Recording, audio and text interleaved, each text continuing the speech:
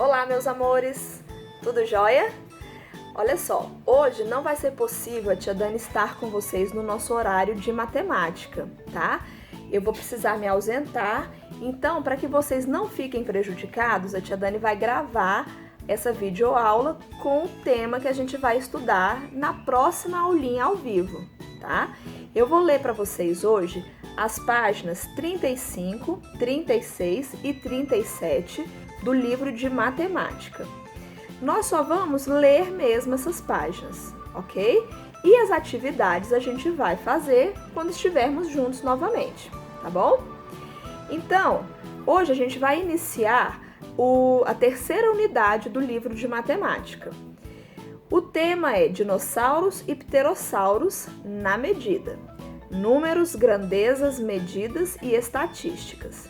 Suas experiências, atividade inicial. Nós temos aí um garotinho que está fazendo várias perguntas. Será que na pré-história brasileira havia dinossauros? Se existiam, que tamanho eles tinham?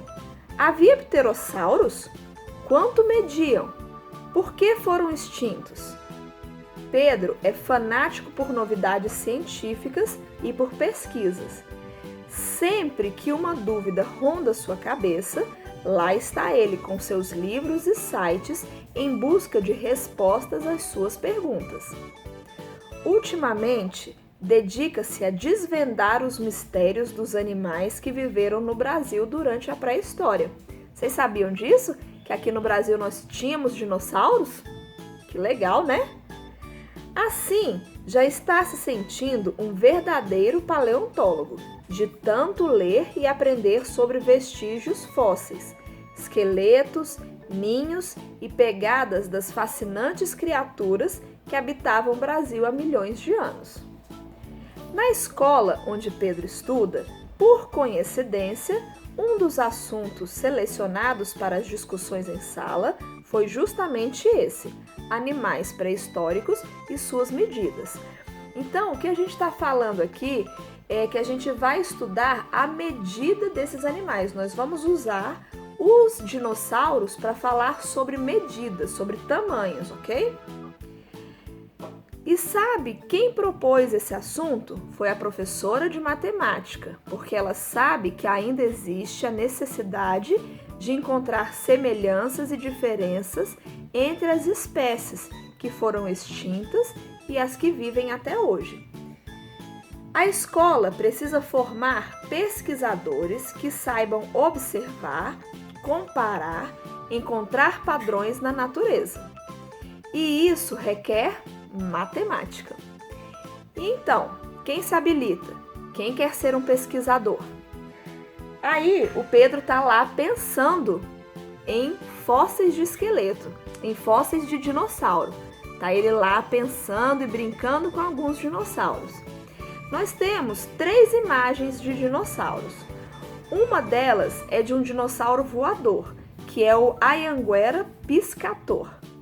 Não era uma ave, nem morcego, mas um réptil voador. Havia dinossauros do tamanho de um pardal e outros do tamanho de ônibus. Nós tínhamos dinossauros, então, que eram pequenininhos, que cabiam na palma da mão de vocês, e tínhamos dinossauros tão grandes do tamanho de ônibus, mas tínhamos dinossauros ainda maiores do que ônibus, viu? O Baurotitã britoi ganhou este nome porque foi achado em Bauru e era enorme. E os titãs eram gigantes da mitologia grega. Então ele ganhou esse nome de Baurotitã. Era um monstrão, bem grande mesmo.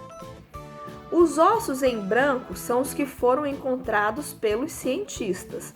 O resto do esqueleto foi suposto por comparação com outros fósseis de dinossauro. Então a única coisa do Baurotitã que foi achado foi uma parte ali da cauda dele, tá? O restante do corpo foi todo suposto pelos cientistas. Eles acreditam que o Baurossauro era dessa forma, ok? Pelos ossos da cauda, dá para os cientistas terem uma noção do tamanho dele. Eles vão medindo os ossos, vão vendo o tamanho dos ossos e assim eles conseguem chegar a um tamanho aproximado do dinossauro.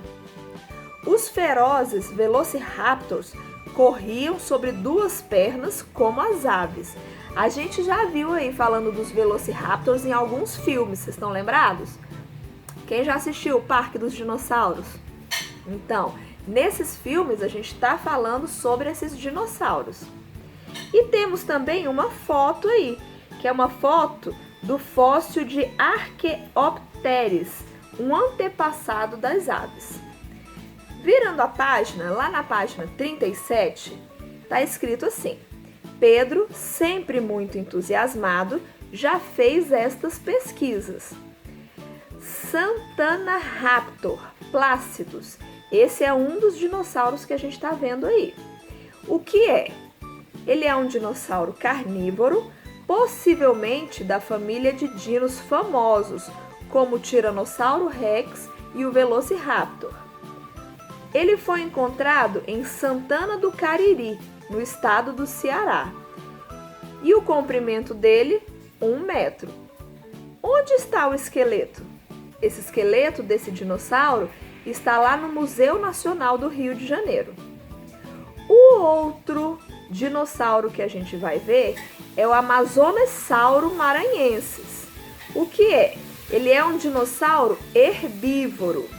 Ele foi encontrado no estado do Maranhão e o seu comprimento é cerca de 10 metros.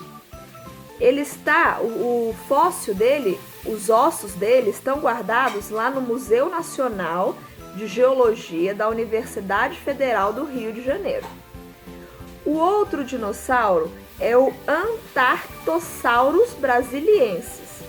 Ele é um dinossauro herbívoro, foi encontrado na região do São José do Rio Preto, no estado de São Paulo. O comprimento dele é uma média, tá? É possível que ele alcance 40 metros.